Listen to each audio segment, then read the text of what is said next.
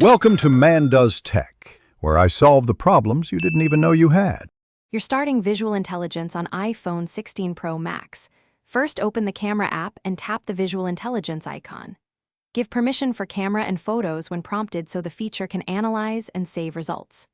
Position the phone close enough for detail, then hold steady for 1 to 2 seconds while the system scans. Once done, you'll see overlays and action buttons.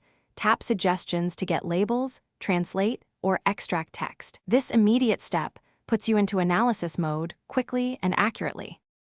Next, refine recognition by improving image input.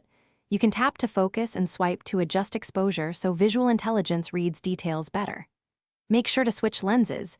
Use macro for close shots or telephoto for distant subjects, because lens choice affects accuracy. Once the overlay appears, tap highlighted regions or words to reveal tags, translations, product links, or copyable text. If something looks off, move slightly or rescan. These adjustments change how the model interprets shapes and text. To finish, choose the action you want.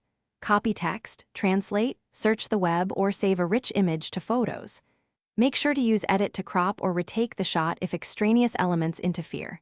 Cropping focuses the model and improves output.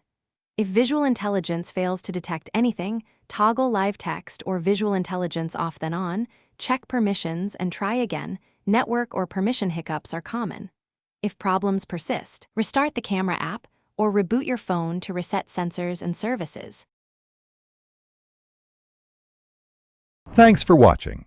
If you found this helpful, don't forget to like and subscribe.